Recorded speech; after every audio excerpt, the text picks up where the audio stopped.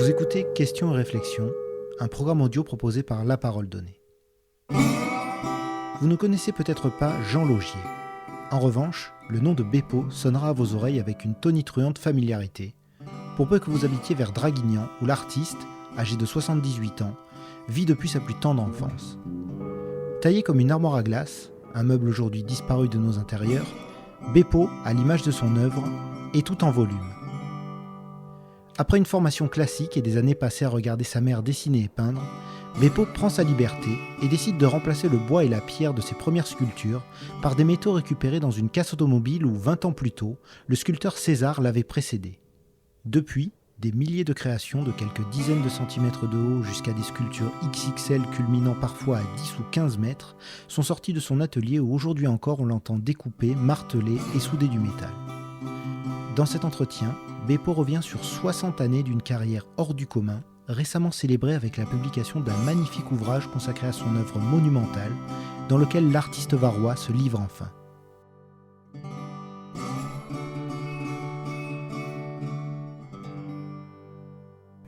Je suis sculpteur et j'habite Draguignan depuis une éternité. J'ai dû arriver ici à 2-3 ans. Mais je me souviens à peine des retours à Draguignan. On habitait une belle maison sur les hauts de Draguignan, la Malmontaise. Et bon, et après ça a été mes grands-parents, mes parents divorcés. Alors on habitait chez mes grands-parents, maison sur la route de l'Orgue. Et voilà, après, vie normale, comme tout le monde, petite école, un peu plus grande, et Beaux-Arts, Toulon, et après Paris, voilà. J'ai toujours aimé la nature, me balader dehors, quoi. J'étais pas du tout citadin, quoi. J'aimais bien m'amuser dehors. Et puis, bon, de toute façon, il n'y avait pas les voitures qu'il y a maintenant. Je jouais au foot sur la route. La vie était différente, quoi. Hein. Mais là, c'est les années. Je suis né en 43. Alors, bon, c'était avant les années 50, quoi. Le début des années 50, voilà. Ma mère était peintre. Et donc, en divorçant, il a fallu qu'elle travaille. Elle s'est retrouvée un site. Et elle n'aimait pas ça, mais elle l'a fait, quoi. Il fallait vivre. Hein. Et non, autrement, elle peignait bien. Et elle a attendu la retraite pour s'y remettre. Quoique le dessinait toujours un peu. Comme ça, là. Ça, c'est ma grand-mère. Elle dessinait, mais bon, c'était plus un travail. L'art, c'est incontournable. Il faut y être en permanence dessus. Et il n'y a que très peu d'amis qui ont réussi à être prof et avoir une création, quoi. C'est très difficile.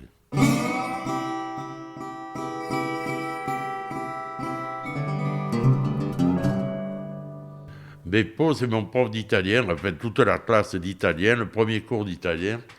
Le prof demandait les prénoms, et à ma place, il y en a un qui a répondu Joseph pour moi. Et Joseph, Beppo, Beppino, Pepe, il y en a une multitude de diminutifs de Joseph.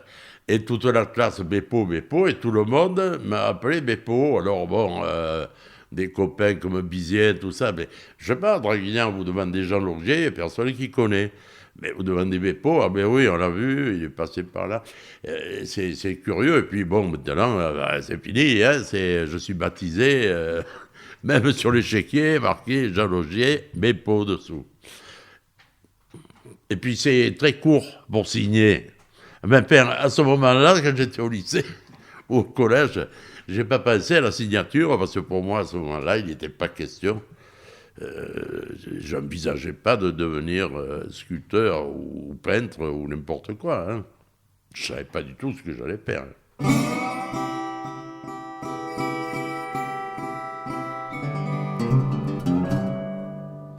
c'était le seul moyen de se diriger vers une carrière artistique, quoi.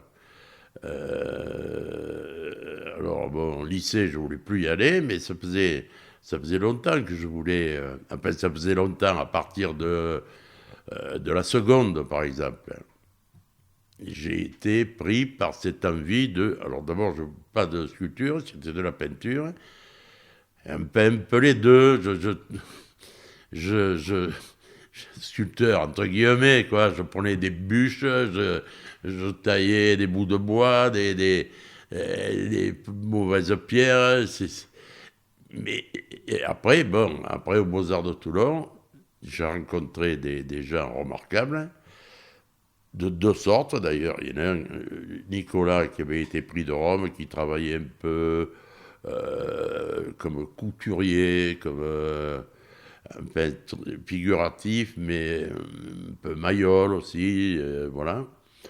Et un autre qui était, lui, pompier comme tout, Cotel de hier, qui, lui, c'était Saint-Sulpice, quoi. Et alors, j'ai un peu pris aux deux, et c'est surtout Nicolas qui m'a dit, ne reste pas à Toulon, va à Paris, quoi, parce qu'à Paris, les moyens d'apprendre sont plus considérables, quoi. On fait de la terre, du plâtre, apprend à mouler. Quel j'y étais, parce que maintenant, c'est fini tout ça, là, hein. Ça n'existe plus. Avant, le truc, on appelait ça la figure. Bon, il y avait un modèle, on modelait, ou c'était un plâtre, on modelait le plâtre, on le dessinait, quand j'avais un pote là, qui était assistant de César, c'était le seul atelier de modèle vivant de tous les beaux-arts. Alors qu'avant, c'était la base, hein. Et maintenant, il n'y en avait plus qu'un.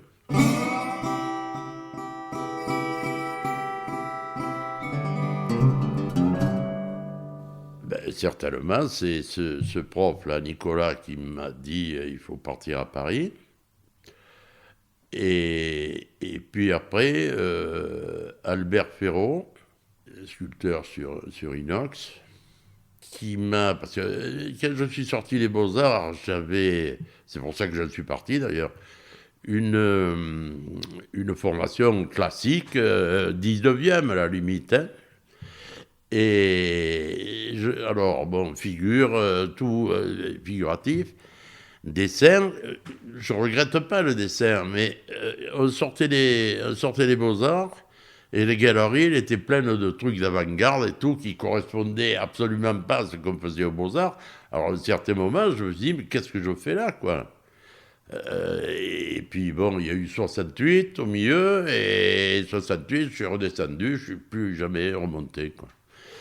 Et alors, donc, par exemple, Albert Ferraud, qui avait, je ne sais pas, moi, à ce moment-là, au moins 60 ans déjà, il faisait des choses un peu délirantes et tout. Je me suis dit, mais putain, il n'a pas peur, ben pourquoi j'aurais peur? Et je me suis mis à travailler le métal, après la terre, le reste, et de la figure. Au début, j'étais figuratif, je refaisais un peu ce que j'avais appris. Et puis, je me suis mis à... ce que les Parisiens me disent, tu joues toujours au cube, et parce que voilà, c'est des formes très, très géométriques, des choses qui s'emboîtent. Et c'est à partir de quel moment là? C'était au début des années 70. Je suis parti en 68, j'ai un peu traîné, pas trop savoir ce que j'allais faire de 70 à 70, 71. Et après, bon, je me suis mis au métal. J'ai travaillé dans une carrosserie de Roletto. C'est rigolo parce que César, 20 ans avant, il y avait travaillé.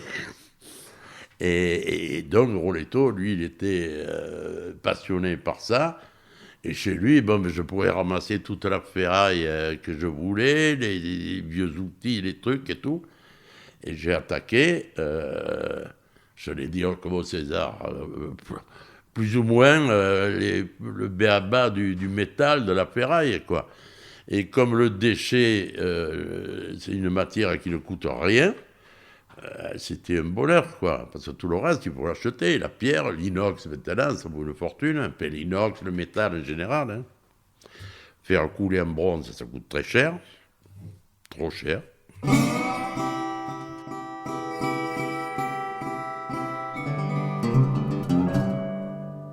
César, je ne l'ai pas connu à ce moment-là, je l'ai connu quand mon pote a été son assistant. Alors bon, j'allais dans son atelier, là, je l'ai bien connu. Mais il venait à Draguignan, bon, on l'apercevait de loin, comme ça, sa Mercedes, et on disait César, une grosse moustache. Hein. Mais je suis allé chez Roletto travailler au début, je n'avais pas d'atelier, rien, parce que, parce que lui, il adorait ça, il adorait César, et il m'a dit, viens travailler à l'atelier. Et en plus, c'était bien de travailler dans un atelier où il y a plein de gens qui travaillent autour. On est un peu, comment dirais-je, un peu obligé d'avoir des horaires comme eux, quoi. Pas faire le mec qui traîne à la patte, qui arrive à 10 heures, qui fait que vis-à-vis des autres, pour être, être, quoi dire, un peu crédible, il fallait que j'ai un peu leurs horaires, quoi, voilà. Et pour qui Et en fait, ils me considéraient, parce que, tiens, la sculpture, c'est du travail. Pendant que je soude, par exemple, un truc, bon, je l'ai dans la tête, je suis en train de le faire, mais les soudures, c'est du temps passé, comme ça, là. Et pendant la soudure, je pense à la prochaine sculpture. Parce qu'on peut... C'est un truc, c'est presque de l'automatisme, quoi. Et en même temps, on envisage la suivante. S'il y a, si elle se fait, c'est pas sûr, mais on l'envisage, quoi. Oui, il faut savoir souder, il faut savoir brosser, il faut savoir découper. Mais oui, mais ça, la base, là, ce que j'ai, bon, je pourrais. Ça m'est arrivé d'ailleurs pour des grandes choses, je ne pouvais pas les rentrer ici avec un porte-char. Bon, certaines, je les ai fait faire dans des chantiers à la Garde ou la Valette, je ne sais pas, là, une grosse usine. Moi, une fois, je me donne une maquette comme ça, je la confie à des spécialistes et ils la réalisent, il n'y a pas de problème. Hein. C'est plus envisager les volumes que les faire. Je les fais. Moi, c'est le plaisir de voir les choses qui se réalisent. Mais autrement, n'importe quoi, je pourrais le faire. Mais la maquette, je suis obligé de la faire, hein, de toute façon. Parce qu'un dessin, moi, je ne dessine jamais.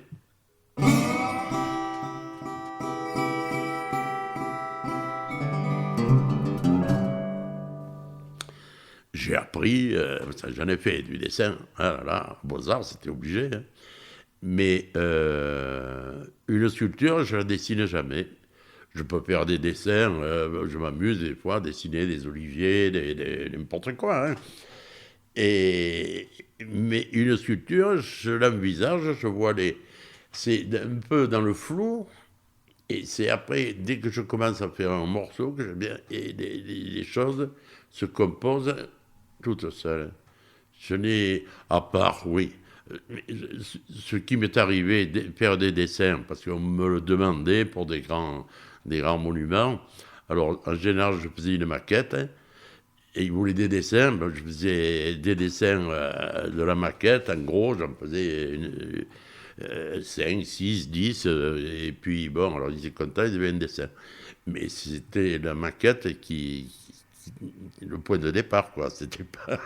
Je sais pas, moi, un morceau de métal, on le touche, ça a un poids, ça. Enfin, pour moi, c'est rien du tout, mais c'est important, quoi. Même les maquettes qui se taillent, qui après font 17 mètres, par exemple. Ben, c'est parti de morceaux de fer plat que j'ai tordus, Alors, des maquettes, j'en fais parfois parfois, c'est relativement rapide. 2, 3, c'est bon. Et après, bon, il peut y en avoir une dizaine, une quinzaine. Mais c'est agréable de monter les choses comme ça, là. Il y a la mécanique aussi. Et après, bon, pour les grandes, il faut un ingénieur en structure qui calcule les épaisseurs, les renforts qu'il faut pour la prise au vent, Moi, je pourrais... Si je ne prenais pas l'ingénieur, je surdimensionnerais les portées, ça ne bougerait pas. Mais je suis obligé de passer par un ingénieur pour des problèmes de sécurité, si jamais ça venait à se casser, que ça fasse du mal à quelqu'un et tout, c'est l'ingénieur. Comme pour un bâtiment, c'est l'architecte qui, même s'il y a un volet qui tombe, le premier qui prend, c'est l'architecte, et puis après il se retourne et ça retombe en cascade.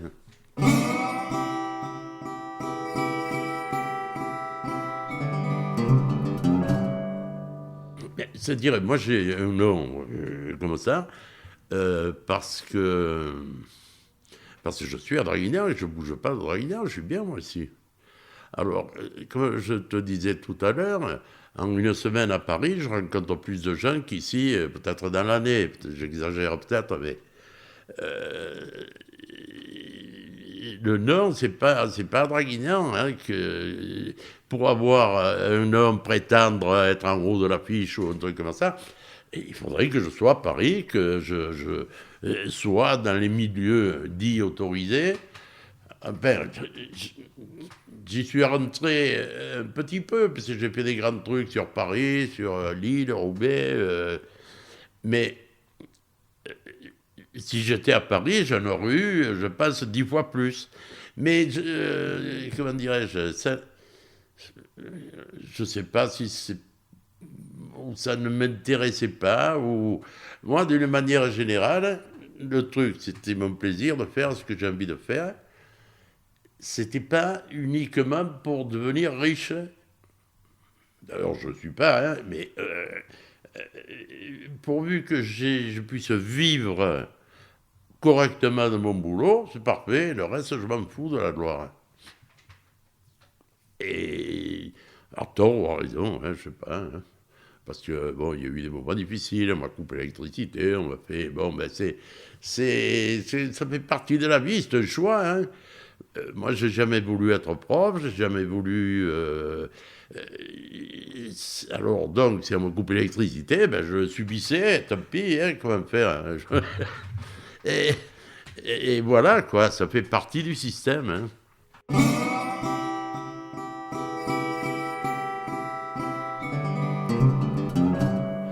La première fois que j'ai fait un truc qui fait 10 mètres de haut, eh ben, comment dire, j'étais fier de voir ce truc en l'air. Putain, tiens, j'y suis arrivé, quoi, à faire des... Et c'est passionnant de voir un truc, on est à côté, on est petit, et, oh, putain, j'y suis arrivé quand même. Et ça tient, et c'est bon, ça plaît ou ça déplaît, enfin, ça c'est encore autre chose. Hein. On ne peut pas faire plaisir à tout le monde. Ah là là. Alors voilà, ça a été un grand moment. C'est un maire de Draguignan qui m'a commandé un truc. Et vraiment, alors en plus, lui, il était pour. Ça a été pratiquement le seul. Les autres maires, quoique celui qui est actuel, là, il me fait une exposition dans la ville de mai à septembre. Alors peut-être ça lui plaît, ou il fait semblant, enfin, je ne sais pas. Mais c'est une exposition, bon, l'exposition, on en paie. Ça vaut pas le plaisir de réaliser un grand truc comme ça, qui est dans le vent, qui bouge, et quand je revois ces grands trucs, là, c'est pas du nombrilisme, hein, c'est pas. Mais je suis heureux d'avoir fait ça. Je vais pas dire que c'est beau, mais ça me procure une émotion. Je ne sais pas comment expliquer ça. Je suis fier de ce que j'ai fait, voilà. Mais de toute façon, moi, pratiquement toutes les sculptures, je sais pratiquement à qui je les ai vendues aux leçons. Et très souvent, hélas, il y en a beaucoup qui ont disparu, mais très souvent, les gens qui m'ont acheté, c'est devenu des amis, quoi. Et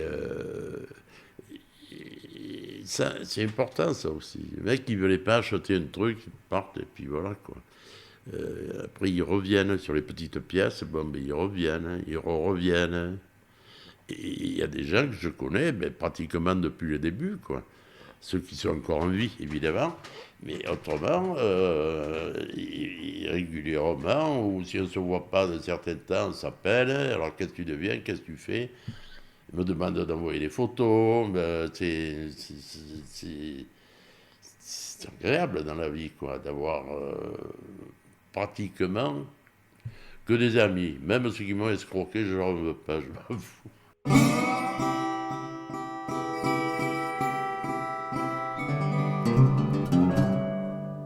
Ici, c'est convivial, on boit des coups, ça mange, ça boit, c'est...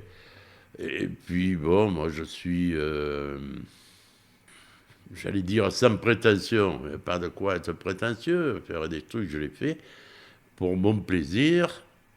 Et j'allais dire, bon, j'ai envie, évidemment, mais le premier truc en avant, je ne peux pas faire un truc si ça ne me fait pas plaisir. Mais j'y arrive pas, hein, c'est comme j'essaie de m'y mettre, et puis je tourne, je vire, il arrive midi, j'ai rien fait, j'ai pas fait un point de soudure. Et puis parfois je leur dis, ben, je suis désolé, je peux pas le faire. Hein. Je peux pas le faire. Alors, une bonne femme qui vient me demander une fontaine pour sa piscine. Alors, ses parents, ils avaient mis une jarre qui crache l'eau. Et bon, pourquoi pas, je m'en fous. Hein. Et elle veut un truc en inox. J'ai dit, moi, je suis désolé, ça fait 1 an qu'on en parle. Et alors là, elle me tanne parce que ça va être l'été, la piscine, elle en a besoin. Et j'ai dit, non, je ne le fais pas. Hein. Je ne le fais pas, je ne peux pas.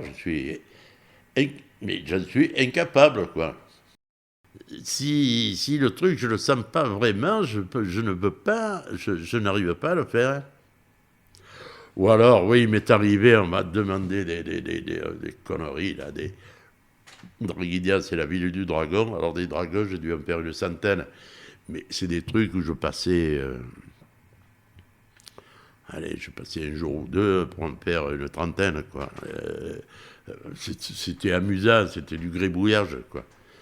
Mais faire vraiment une sculpture qui va être assez grande, sa fontaine, j'imagine, il faudrait un truc qui passe pratiquement 2 mètres de haut. Eh ben non, et puis je vois pas, quoi. J'y arrive pas, j'y arrive pas. Alors en plus, peut-être le moment, il est... Parce que j'ai été mal foutu avec ces histoires de Covid et tout, là. Ça fait 2 ans pratiquement que j'ai rien fait, à part les toutes petites choses pour les bouquins. Ouais, ça fait plus de 2 ans que j'ai rien fait. Mais rien fait. Et je vais dans l'atelier, je regarde et tout, et bon. Alors là, j'allais m'y remettre, mon découpeur au plasma, il est en panne, voilà. Alors, je l'ai envoyé réparer, et j'ai dit, ben, tu réfléchiras un peu plus. Pendant 1 semaine, le temps de la réparation, je sais pas.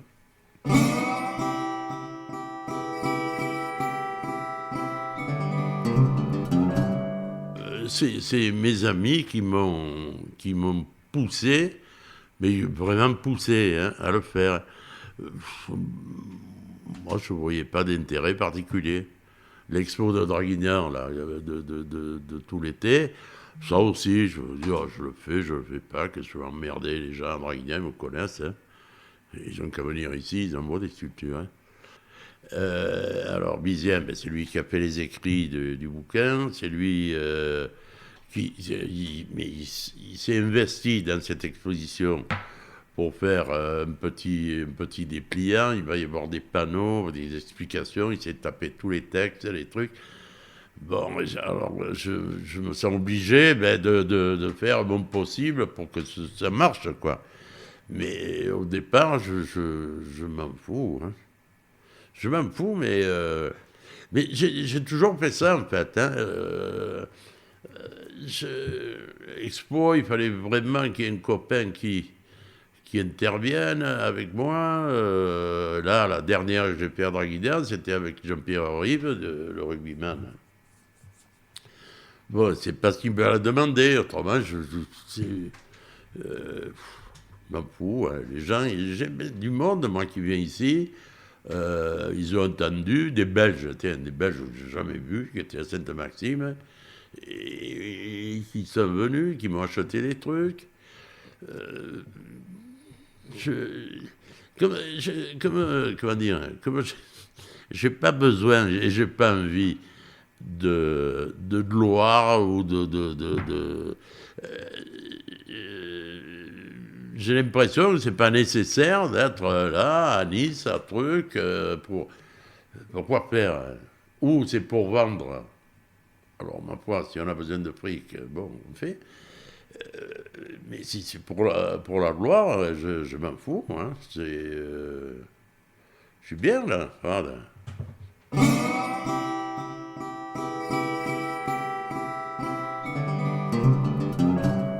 La retraite, c'est de faire ce que je faisais avant la retraite. Et j'allais dire un plus décontracté, non, de faire tant que je peux, parce que bon, il y a l'âge, c'est contraignant, quoi. L'âge, c'est des trucs que je remets tout seul, mais maintenant, j'y arrive plus. Alors, il faut appeler quelqu'un pour qu'il donne un coup de main, c'est emmerdant. Mais après, ça a du bon aussi parce que il y a l'expérience qui parle, quoi. Et on arrive plus facilement à ce qu'on veut faire sans trop divaguer. C'est beaucoup plus direct, quoi. Alors, après, il y a le geste de l'artisan qui est beaucoup plus rapide, parce que c'est bien mieux le faire qu'au début. Mais autrement, c'est de travailler tant que j'ai un poil de force pour soulever, je ferai. Et puis, si je ne peux plus faire de sculpture parce que c'est trop lourd, on m'a opéré d'une hanche une fois. Et je m'étais remis à faire de la peinture, barbouiller, quoi. Et je peindrais, ou je dessinerais, Mais il y a un truc qui est obligatoire, c'est le besoin de faire. Et parce que quand je ne travaille pas, je déprime. Là, je ne suis pas un déprimé, mais je suis pas bien, quoi. Je tourne en rond, il me manque quelque chose, quoi. C'est emmerdant, ça. Hein. C'est pour ça fait 2 ans, là. Alors, en plus, avec tous ces trucs-là, le climat général du monde, même, ça incite pas à la joie.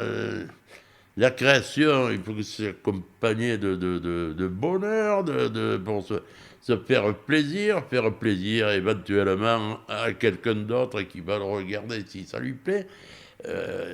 C'est tout ce climat-là. Je me souviens que je suis allé en ville, en plus je ne conduis pas, alors bon, je ne me déplace pas trop.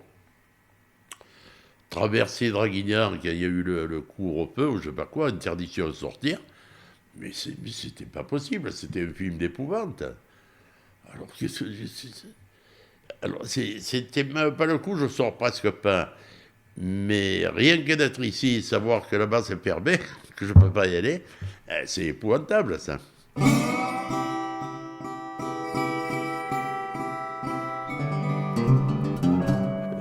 je veux ni message politique, de toute façon, je veux contre les messages, hein, ni politique, ni... Alors, je vois des artistes qui sont bien par ailleurs, quoi, mais bon, alors, ça philosophe sur l'esclavage, sur les Noirs, sur les trucs. Alors maintenant, il va y en avoir sur l'Ukraine, hein, évidemment. Sur le Covid, je ne l'avais pas encore vu, mais ça va pas tarder. Ça me gonfle, ça. J'ai rien à foutre de leurs états d'âme. Ou un état d'âme positif, qui fait plaisir et qui, voilà, mange et boit, travaille, la fête, quoi. Et c'est incontrôlable, ça. Il faut que... C'est... Moi, tout à l'heure, on disait, le truc qui a été fort pour moi en moment, c'est la première grande sculpture que j'ai faite à Draguignan. Ça a été une fête, quoi. Un feu d'artifice, et puis après, il y a eu une grande bouffe, apéro, et voilà, c'est un événement, quoi. Une fête, voilà, ouais, c'est... je sais pas, moi, la sculpture de tout temps, ou alors ça a été associé à des divinités, des trucs comme ça, mais en Grèce, par exemple, les archaïques grecs, des trucs comme ça, c'est beau pour faire beau. Il n'y a pas de truc horrible derrière, il n'y a pas de message, mec. Voilà, Victor Samothrace, le symbole, là, c'est merveilleux, ça. L'origine de Delphes. Alors, l'origine de Delphes, c'est une anecdote, ça, parce que quand je l'ai dessiné aux Beaux-Arts, c'est que des verticales, des plis verticaux, comme ça. Et on avait un plâtre, nous. C'était d'une tristesse. Qu'est-ce que ça m'a gonflé, je ne pouvais plus le voir, ce truc-là. Je suis allé en Grèce, je suis allé à Delphes, il y a l'origine au fond d'une salle, comme ça, bien éclairée. Ah, j'en ai eu les larmes aux yeux. Rien que d'y penser, j'ai une émotion, comme ça. C'est magnifique, quoi. Et c'est quoi? C'était pour faire, pour ça, quoi, pour une émotion positive, quoi. La beauté à l'état pur, et même si je ne sais absolument pas l'expliquer, ça, c'est du ressort des psychanalystes, des psychologues, des psychiatres, mais je travaille dans ce sens, voilà.